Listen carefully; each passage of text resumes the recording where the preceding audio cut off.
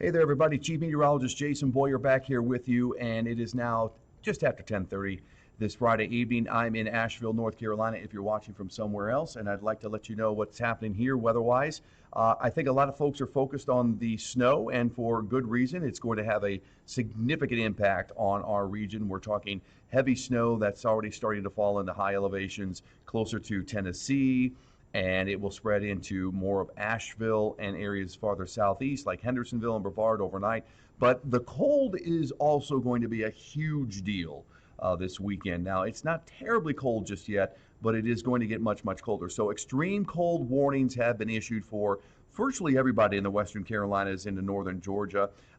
It's pretty rare that we're going to see something like this ever issued. So I want you to know that it will feel much, much colder than we're used to, obviously.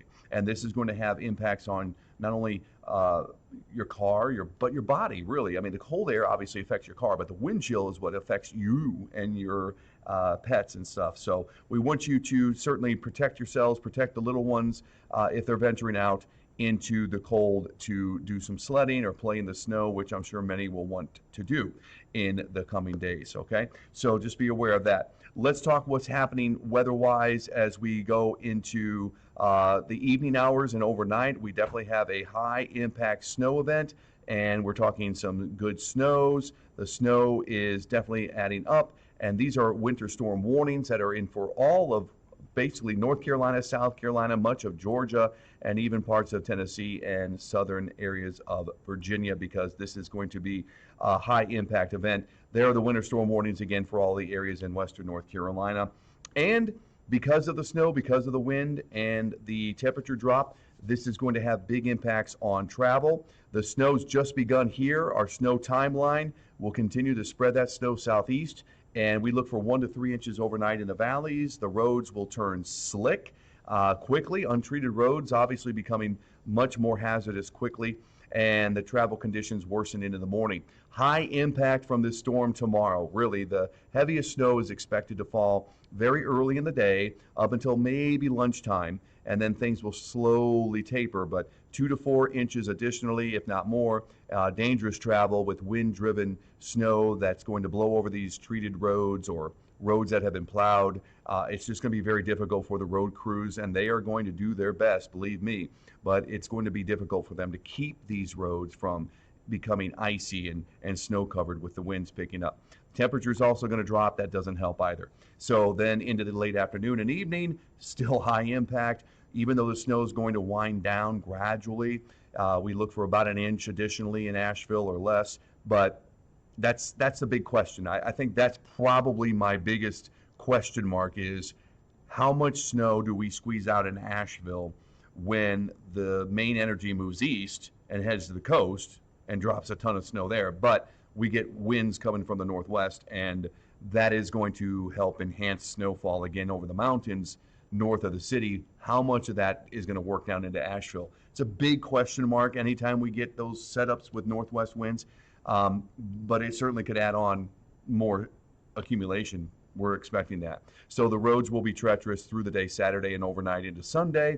The wind continues to blow, and we're talking 30 plus, 40 plus, maybe high end 50 miles per hour. And there's the snow again in the morning. Heavier snow bands will be working through, and some of the snow that's working through the upstate by then will be heavy too, causing big problems down there. They don't have as much equipment to handle it, obviously, as they don't often get it. So I'm sure the roads will become much more dangerous for those folks too. And you will see the snow continue into the early afternoon. Now, it starts to wind down first and foremost. I'm going to highlight some of those areas. Starts to wind down here in the southern mountain valleys and the western upstate more quickly than you'll see here over Asheville and the French Broad River Valley north. So basically, and I'll take these circles off for a second, but you're going to see the snow continue in the French Broad River Valley and near and along the Tennessee state line many hours past the afternoon, because that's just the way these situations typically go for us when we start getting more northwest flow snow events. The snow is going to wind down in the upstate probably around sunset or shortly after, and then we'll just deal with the cold. The cold air is going to be a major factor. single digits in terms of temperatures into Sunday morning, but it'll be way, way, way below zero. So just understand that it's going to be problematic if you try to venture out and if you're unprepared. So just be prepared. Hey, most of the snow that we expect tonight will be on the lighter side, like 1 to 3 inches, but look at the numbers here. We will probably end up with very low end is going to be 4. I don't see anybody getting less than 4 in the mountain valleys, but up to 8 inches will be common, that range in the valleys. And then you get above 3,500 feet and it gets up to 9, maybe higher end, 12 plus inches over the high peaks. And again, it's very different from one location to the next up there in those higher elevations. So somebody, I say somebody, but really some location in the Smokies or northern mountains closer to Avery County and Mitchell County could end up with 14, 15 inches of snow. I don't see that being out of the realm of possibilities. But again, most of the forecasted area that we are talking population-wise, 4 to 8 common, some areas a little more. Okay, now let's talk about the upstate of South Carolina, which again will be impacted significantly. We're talking 4 inches widespread with some 5 to 7 numbers coming in, 5 to 7 inches maybe around Greenville, Spartanburg, Gaffney, and south Simpsonville, Landrum involved, Travelers Rest, Woodruff involved, Union involved there. You're probably close there in Lawrence to the higher end of 5, 6, but more likely a 4 to 5 inch range. And then it gets less as you get west of there. 1 to 3, we're thinking, for Anderson and down into North Georgia for some of the counties and locations south of I-85, maybe up to an inch of snow. So it's probably going to be less for them.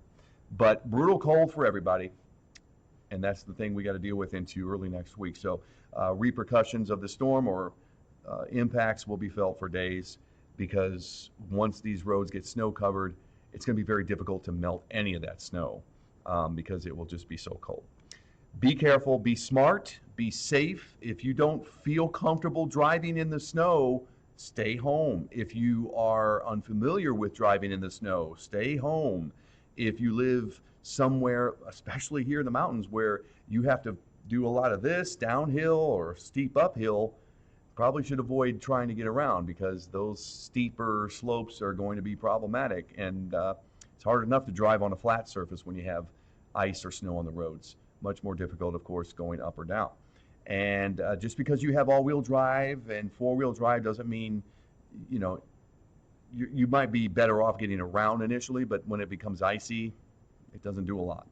So be careful and be smart. All right, we'll see you guys at 11 here shortly on News 13. Of course, you can always follow me online too, and at my YouTube page, or this page here, station's YouTube page. We keep them updated, and Facebook as well. So we appreciate it all, and we want you to be safe. Take care, everybody. Thanks.